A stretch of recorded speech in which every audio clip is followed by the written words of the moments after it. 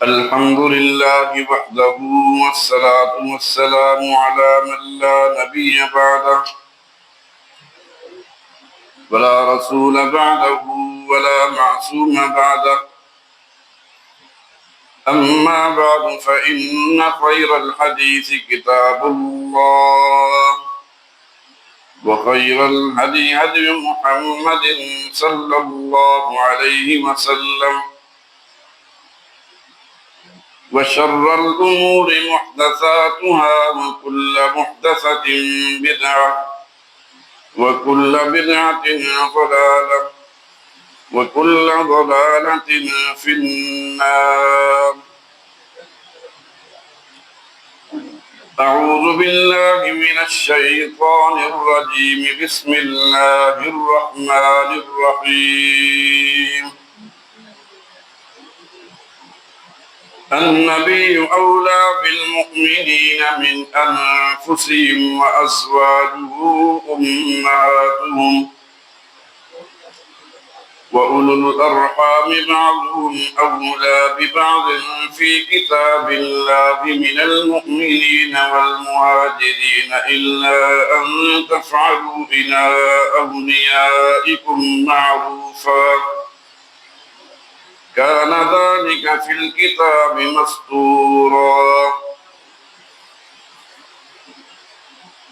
پیغمبر صلی اللہ علیہ وسلم مومنوں پر ان کی جانوں سے بھی زیادہ حق رکھتے ہیں، اور پیغمبر کی بیویاں ان کی مائیں ہیں، اور رشتہ دار آپس میں کتاب اللہ کی روح سے مسلمانوں اور مہاجروں سے ایک دوسرے کے ترکے کے زیادہ حقدار ہیں، مگر یہ کہ تم اپنے دوستوں سے احسان کرنا چاہو. یہ حکم کتاب یعنی قرآن میں لکھ دیا گیا ہے. سبحان ربک رب العزت عما یصفون وسلام علی المرسلین والحمد للہ رب العالمین. حضرات محترم، قرآن کریم کی آیت سورہ احزاب کی آیت نمبر 6 آپ حضرات کے سامنے تلاوت کی ہے اور ترجمہ میں پیش کیا ہے. پیغمبر علیہ السلام کی بیویاں یعنی ازواج مطہرات ام المؤمنین مومنوں کی مائیں ہیں. آپ حضرات نے سن لیا، پہلے بھی آپ حضرات کے علم میں ہیں. نبی کریم صلی اللہ علیہ وسلم کی ازواج کو وہ مقام حاصل ہے جو دنیا میں عام عورتوں کو حاصل نہیں. اسی لیے انہیں ازواج مطہرات بھی کہا جاتا ہے، امہات المؤمنین بھی کہا جاتا ہے، کہ ہماری سگی مائیں بھی اتنی زیادہ احترام کی قابل نہیں ہیں، احترام کے اتنے مستحق نہیں ہیں کہ جو ازواج مطہرات ہیں. نبی کریم صلی اللہ علیہ وسلم کی جو ازواج مطہرات ہے وہ سب سے زیادہ قابل احترام ہیں. ان کا احترام سے بڑھ کر کوئی نہیں. ان کی ایک خوبی یہ بھی ہے کہ نبی کریم صلی اللہ علیہ وسلم کی وفات کے بعد ازواج مطہرات کو یہ مقام حاصل ہے کہ ان سے نکاح کو ناجائز حرام قرار دے دیا گیا ہے. قرآن کریم کے اندر ایک آیت ہے، سورہ احزاب کی آیت ہے، ما کان لکم ان تؤذوا رسول اللہ ولا ان تنکحوا ازواجہ من بعدہ ابدا، کہ تمہارے لیے ہرگز روا نہیں کہ تم رسول اللہ صلی اللہ علیہ وسلم کو ایذا پہنچاؤ، یہ جائز نہیں ہے. اور آپ صلی اللہ علیہ وسلم کی وفات کے بعد آپ کی جو بیویاں ہیں ازواج مطہرات ہیں ان سے بھی کبھی نکاح کرو، نکاح پر پابندی لگا دی. پھر اس کے بعد قرآن کریم کی ایک آیت اور بھی ہے کہ جو ازواج مطہرات کی جو پاکی بیان کر رہی ہے، انما یرید اللہ لیذھب عنکم الرجس اہل البیت ویطہرکم تطہیرا، کہ اے پیغمبر کے گھر والوں، اللہ تعالیٰ چاہتا ہے کہ تم سے ناپاکی کا میل کچیل بالکل دور کر دے اور تمہیں بالکل پاک و صاف کر دے. اس آیت کے اندر ایک لفظ آپ حضرات نے سنا ہوگا، سنا ہے بلکہ اہل البیت، انما یرید اللہ لیذھب عنکم الرجس اہل البیت، لفظ سے جو اہل ہے اسی سے ہی اہلیہ نکلا ہے، تو اہل بیت سے مراد یعنی رسول صلی اللہ علیہ وسلم کی ازواج مطہرات۔ لیکن آپ حضرات کی توجہ اس طرف میں کرانا چاہتا ہوں کہ یار لوگوں نے بڑی منصوبہ بندی اس پر کی ہے کہ نبی کریم صلی اللہ علیہ وسلم کی ازواج مطہرات کو نکال کر جو لفظ اہل بیت ہے ان میں اور حضرات کو شامل کر دیا ہیں، وہ بھی نبی کے گھر والے ہیں، لیکن گھر والوں سے مراد یہ نہیں کہ وہ بیویاں ہیں۔ اہلیہ جو لفظ ہے یہ نہ ماں کے لیے استعمال ہوتا ہے، نہ بہن کے لیے استعمال ہوتا ہے، نہ بیٹی کے لیے استعمال ہوتا ہے۔ اہلیہ لفظ صرف بیوی کے لیے استعمال ہوتا ہے، اور یہیں سے لفظ نکلا ہے اہل بیت سے اہلیہ۔ لیکن بڑی منصوبہ بندی کے تحت چند افراد کو اس میں شامل کیا گیا ہے۔ نبی کریم صلی اللہ علیہ وسلم کی چوتھی صاحبزادی سیدہ فاطمہ رضی اللہ تعالی عنہ، انہیں ان کے شوہر سیدنا علی رضی اللہ تعالی عنہ اور ان کے دو صاحبزادے سیدنا حسن و حسین رضی اللہ تعالی عنہ، ان کو شامل کر دیا اہل بیت میں اور باقیوں کو نکال دیا۔ کیوں؟ باقی تین صاحبزادیاں وہ ان کا کیا قصور ہے؟ وہ پھر اہل بیت میں انہیں بھی شامل ہونا چاہیے تھا، ان کے شوہروں کو بھی، ان کی اولادوں کو بھی، لیکن نہیں، وہ کسی خاص منصوبہ بندی کے تحت انہیں ان میں شامل کیا۔ ابھی آپ حضرات کو انشاءاللہ میں تھوڑا آگے بتاؤں گا کہ وجہ کیا ہے۔ حالانکہ ازواج مطہرات ہی اصل اہل بیت ہے، باقی سب کا مقام ہے، سب کی جوتیاں ہمارے سر کا تاج ہیں، کوئی شک نہیں، ان کا مقام بہت زیادہ ہے، لیکن جو لفظ جن کے لیے اللہ پاک نے نازل کیا ہے وہی انہی کے لیے ہوگا نا جی۔ جیسے میں آپ حضرات جیسے نے بتایا کہ اہلیہ کا جو لفظ ہے یہ نہ ماں کے لیے ہے، نہ بیٹی کے لیے، نہ بہن کے لیے، یہ بیوی کے لیے استعمال ہوتا ہے۔ اپنی ماں کو اہلیہ نہیں کہہ سکتے، نہ ہی اپنی بیٹی کو اہلیہ کہہ سکتے ہیں، نہ بہن کو اہلیہ کہہ سکتے ہیں۔ اہلیہ سے اپنی بیوی ہوتی ہے، کوئی اور عورت نہیں ہوتی۔ لیکن پتہ نہیں کیا وجہ ہے، ایسے کیوں کیا، اللہ پاک کی ہدایت دے۔ اب یہاں پر ایک بات ہے کہ نبی کریم صلی اللہ علیہ وسلم نے نکاح کتنے کیے؟ سب حضرات ماشاءاللہ جانتے ہیں کہ نبی کریم صلی اللہ علیہ وسلم نے 13 نکاح کیے۔ کوئی کہتے ہیں جی 11 کیے، 12 کیے، نہیں، 13 نکاح کیے۔ 13 ازواج مطہرات ہیں، اور ان میں سب سے پہلی جو بیوی تھی سیدہ خدیجہ رضی اللہ تعالی عنہ، ان کا تذکرہ انشاءاللہ بھی آپ کے سامنے ہوگا۔ اور عام آدمی کے ذہن میں فرض کریں ایک سوال پیدا ہوتا ہے کہ نبی علیہ السلام کو اللہ پاک نے اتنی زیادہ نکاح کرنے کی اجازت کیوں دی؟ اس کی کیا وجہ؟ اور عام امتی کی صرف 4 نکاح ہیں، نبی کے لیے 13 نکاح اور عام امتی کے لیے صرف 4 نکاح، اس کی کیا وجہ ہے؟ پہلی بات یہ ہے کہ کسی چیز کا حلال کرنا یا حرام کرنا کا اختیار سے اللہ ہی کو حاصل ہے، یہ کسی اور کے اختیار نہیں۔ اللہ پاک نے جس کو حلال کر دیا وہ حلال ہے، جس کو حرام کر دیا وہی حرام ہے، کسی امتی کو اس میں کوئی رد و بدل کی کوئی گنجائش نہیں۔ 4 نکاح بھی تک اس صورت میں ہے کہ جب اعتدال قائم کر سکے کوئی امتی۔ قرآن کریم کی آیت سورہ النساء میں آپ حضرات نے سنا ہوگا فَانكِحُوا مَا طَابَ لَكُم مِّنَ النِّسَاءِ مَثْنَىٰ وَثُلَاثَ وَرُبَاعَ، کہ نکاح کرو ان عورتوں سے جو تمہیں پسند ہیں، 2 2 3 3 4 4۔ لیکن سر یہ بھی فرمایا ہے فَإِن خِفْتُمْ أَلَّا تَعْدِلُوا، اگر تمہیں ڈر ہو کہ ان کے درمیان میں اعتدال قائم نہیں رکھ سکتے، پھر فواحدۃ، ایک پر ہی اکتفا کرو۔ لیکن اس دور کے اندر آپ حضرات سمجھتے ہیں جو صورتحال بنی ہوئی ہیں، 4 تو دور کی بات ہے، ایک پر بھی مشکل میں گزارا ہوتا ہے، جو حضرات یا حالات بن چکے ہیں یہاں کے۔ لیکن کچھ علماء ہمارے ایسے ہیں جو ان کا بیان صرف یہی ہوتا ہے کہ بس نکاح کرو، دبا کے نکاح کرو، بس نکاح ہی کرو، شادی کرو، کوئی اور کام ہی نہ کرو۔ ٹھیک ہے، بالکل کرنا چاہیے، لیکن اس صورت میں جب اتنی قوت ہے، اتنی برداشت ہے، اتنا حوصلہ ہمت ہے کہ چاروں کے درمیان اعتدال قائم کر سکے، تب کی بات ہے۔ اب بات یہ ہے کہ نبی کریم صلی اللہ علیہ وسلم نے اتنے زیادہ نکاح کیوں فرمائے؟ اللہ پاک نے ان کو اجازت دی، سیدھی سی بات ہے، اللہ نے ان کو اجازت دی تبھی اللہ نبی کریم صلی اللہ علیہ وسلم نے نکاح فرمایا۔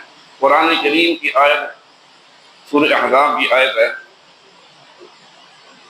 یا ایھا النبی انا احللنا لک ازواجک اللاتی آتیت اجورہن وما ملکت یمینک مما افاء اللہ علیک، کہ اے پیغمبر صلی اللہ علیہ وسلم، ہم نے تمہارے لیے تمہاری بیویاں جن کو تم نے مہر دے دیے حلال کر دی گئی، اور تمہاری لونڈیاں جو اللہ تعالیٰ نے تمہیں بطور غنیمت دی ہیں وہ بھی آپ کے لیے حلال ہیں۔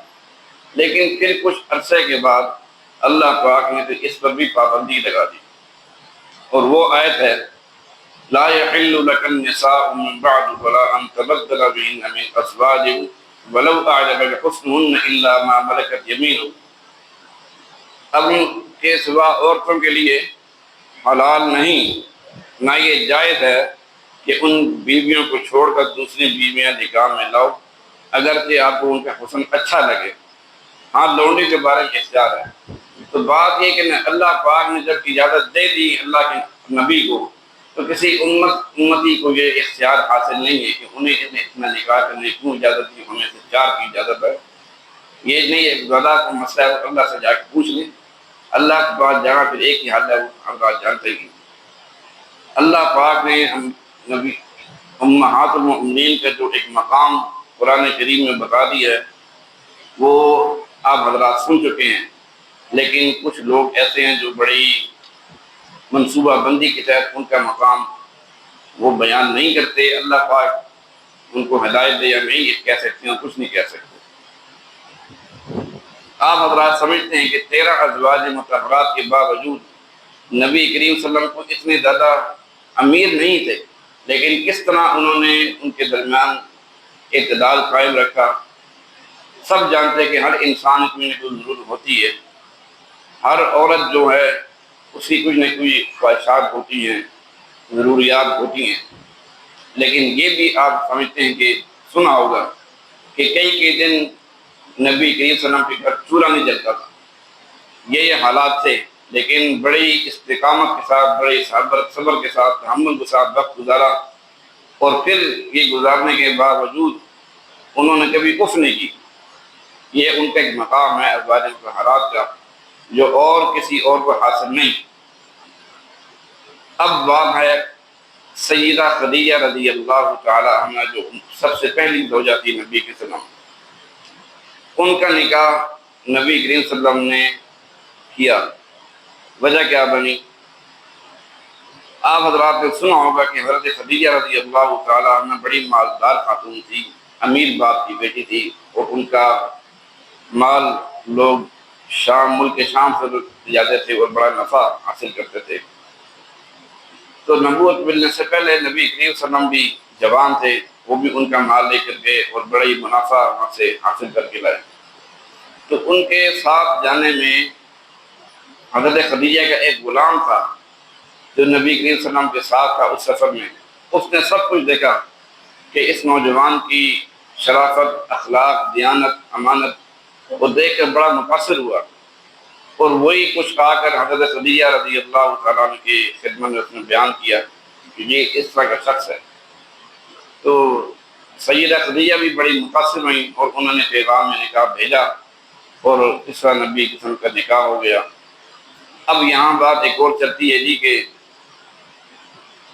نبی کریم صلی اللہ علیہ وسلم کی جب نکاح ہوا تو اس وقت ان کی عمر یقیناً 25 سال تھی، لیکن حضرت خدیجہ رضی اللہ تعالیٰ عنہ کی عمر کے بارے میں کہا جاتا ہے کہ ان کی 40 سال عمر تھی۔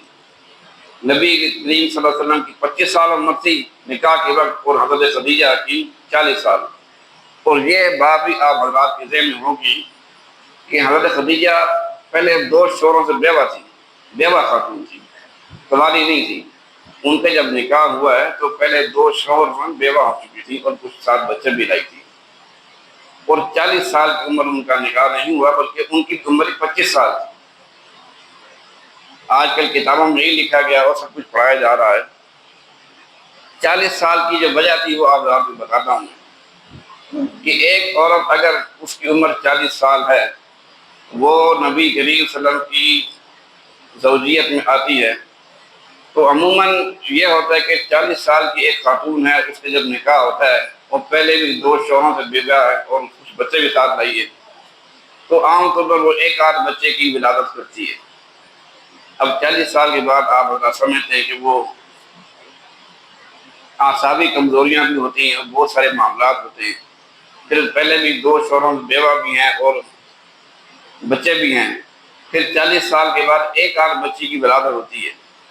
وہ اصل جو بات آپ اس خطے میں سنانا چاہتا ہوں، وہ ایک آدھ بچی کی ولادت ہوگی اور ان کا نام ہوگا حضرت فاطمہ رضی اللہ تعالی عنہ، اور وہ جب جوان ہوں گی تو ان کا نکاح ہوگا علی سے، پھر ان کے آگے 2 صاحبزادے ہوں گے، سیدنا حسن و سیدنا حسین رضی اللہ تعالی عنہ۔ وہ جو پچھلے بات کی تھی میں نے ابھی، اہل بیت سے جو مراد لیتے ہیں، نبی کریم صلی اللہ علیہ وسلم کی ازواج مطہرات کو چھوڑ کر صرف ایک صاحبزادی اور ان کے شوہر، ان کے 2 بیٹے۔ وہ یہی وجہ تھی کہ وہ کہتے جی ایک عورت کی 40 سال جب عمر ہے تو وہ جب نکاح کرے تو ایک آدھ بچی کی ولادت ہوگی 40 سال کے بعد، 6 بچے کہاں سے پیدا کرے گی؟ حالانکہ آپ ذرا جانتے ہیں کہ سیدہ خدیجہ کی 4 صاحبزادے تھیں اور 2 صاحبزادے تھے۔ بڑی صاحبزادی سیدہ زینب رضی اللہ تعالی عنہ، پھر دوسری سیدہ رقیہ، تیسری سیدہ ام کلثوم اور سیدہ فاطمہ، 4 صاحبزادیاں اور 2 صاحبزادے حضرت قاسم اور عبداللہ، یہ 2 پیدا ہوئے لیکن بچپن میں ہی فوت ہو گئے تھے۔ تو بات یہ ہے کہ ان 3 صاحبزادیوں کو پتہ نہیں کیا قصور تھا کہ انہیں نکال کر سیدہ فاطمہ کو اپنے اس میں ملا دیا کہ یہ اہل بیت میں شامل ہیں، ان کے شوہر اور ان کے 2 صاحبزادے، ازواج مطہرات کو بھی نکال دیا اور 3 صاحبزادے کو بھی نکال دیا، ان کے شوہروں کو بھی نکال دیا، ان کے اولادوں کو بھی نکال دیا۔ یہ کیا وجہ ہے؟ یہ اللہ ہی بہتر جانتے ہیں کہ کیا منصوبے ہیں، لیکن اصل جو بات آپ رات میں پہلے سنی ہے کہ اہل بیت سے مراد رسول صلی اللہ علیہ وسلم کی ازواج مطہرات ہیں، امہات المؤمنین ہیں، اور کوئی اہل بیت نہیں۔ اگر شامل کرنا چاہتے ہیں ٹھیک ہے، پھر ساری صاحبزادے بھی شامل کریں، 4 صاحبزادے کو شامل کریں، ان میں کیا قصور ہے؟ ان کے شوہروں کو بھی شامل کریں، ان کی اولادوں کو بھی شامل کریں، لیکن اصل بات یہ ہے کہ اہل بیت سے مراد صرف رسول اللہ علیہ وسلم کی ازواج مطہرات ہیں اور کوئی نہیں۔ یہ قرآن کریم کی آیت سے آپ نے سن لیا، یہ ثابت ہے۔ باقی مرضی جو چاہے کہے۔ حضرت خدیجہ رضی اللہ تعالی عنہ آپ نے سنا کہ بڑی مالدار خاتون تھی اور ان کا ایک بڑا کاروبار تھا، تو ان کا پھر نکاح حضرت نبی کریم صلی اللہ علیہ وسلم سے ہوا۔ بوقت نکاح ان کی عمر آپ حضرات نے سن لی ہے، 40 سال نہیں تھی بلکہ 25 سال تھی۔ جو 40 سال والی بات تھی وہ آپ حضرات کو سنا دی۔ وجہ کیا تھی؟ تاکہ ان کی ایک ہی بیٹی پیدا ہو اور جناب اس کے آگے 2 ہی صاحبزادے ہوں، اور پھر آپ حضرات سمجھتے ہیں کیا اس کی وجہ ہے۔ نبی کریم صلی اللہ علیہ وسلم کی زوجیت میں آنے والی پہلی خاتون سیدہ خدیجہ رضی اللہ تعالی عنہ، ان کی عمر اس وقت 25 سال تھی جب ان کا نکاح ہوا، اور آپ حضرات یہ بھی سمجھتے ہیں کہ وہ 25 سال رسول صلی اللہ علیہ وسلم کی خدمت میں رہیں۔ تو 25 سال جو عورت اب رہی ان خدمت میں، تو ان کا نکاح کی تو وفات 50 سال میں ہوئی ہوگی۔ جب نکاح ان کا 25 سال کی عمر میں ہوا تو پھر وفات یقین 50 سال کی عمر میں ہوئی، اور ان کی زندگی میں نبی کریم صلی اللہ علیہ وسلم نے دوسرا نکاح نہیں کیا۔ اتنا ان کے درمیان پیار و محبت تھا۔ ان کی وفات کے بعد پھر اللہ کے نبی نے نکاح کیے، اور آخر تک آپ یہ بھی جانتے ہیں کہ ان ازواج مطہرات کے اندر 2 زوجہ محترمہ تھی جو قواری تھی، 22% بیوہ خاتون تھی۔ ایک سیدہ عائشہ رضی اللہ تعالی عنہ، اور ایک آخر میں نکاح کیا رسول اللہ صلی اللہ علیہ وسلم نے سیدہ ماریہ قبطیہ رضی اللہ تعالی عنہ، جو وہ بھی امیر تھی، ایک بادشاہ کی بیٹی تھی، اور ان سے ایک بیٹے پیدا ہوئے حضرت ابراہیم، بس، اور وہی بچپن میں ہی فوت ہو گئے تھے۔ تو سیدہ خدیجہ رضی اللہ تعالی عنہ کی وفات کے بعد رسول صلی اللہ علیہ وسلم بڑی غمگین افسردہ تھے۔ تو آپ حضرات یہ جانتے ہیں کہ انہیں نکاح کی اتنی ضرورت کیوں پڑی۔ اللہ پاک نے ان کو اجازت دی، اور نکاح کرنا ہر انسان کی ایک ضرورت ہے، لیکن نبی کریم صلی اللہ علیہ وسلم نے اتنے نکاح کیوں کیے؟ وجہ کیا تھی؟ وجہ یہ تھی کہ تاکہ دین کی اشاعت ہو، اللہ کی دین کی سربلندی ہو، عورتوں کے جگہ جگہ حلقے بنا کر اپنی ازواج مطہرات کے ذریعے ان کی دعوت تبلیغ ہو، اصل مقصد یہ تھا۔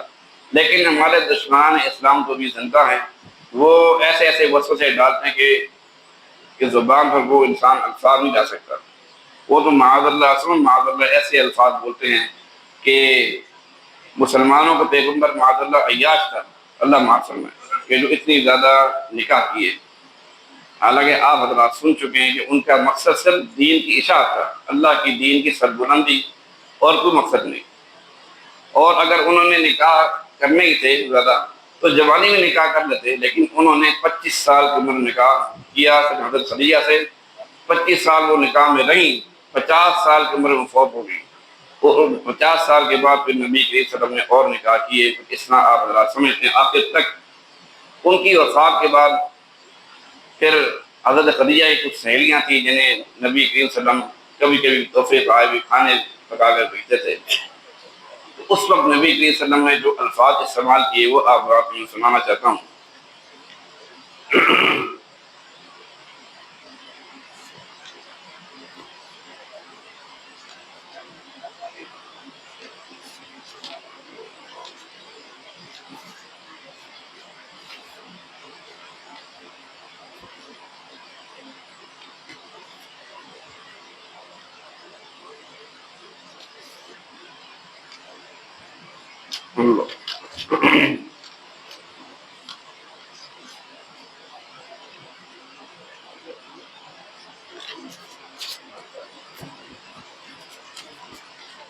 بہرحال وہ الفاظ شاید ذہن میں نہیں ہیں یا کاغذ پہ لکھے ہوئے تھے کہ آگے پیچھے ہو گیا ہے۔ اللہ کے نبی نے فرمایا کہ اس عورت نے مجھ سے جب نکاح ہوا ہے تو جب سب لوگ میرا انکار کرتے تھے تو اس نے میرا ساتھ دیا، جب سب لوگ مجھے جھٹلاتے تھے تو انہوں نے میرا انکار نہیں کیا، ہمیشہ میرا ساتھ دیا ہے، اور اپنے مال سے ہمیشہ میری خدمت کی ہے۔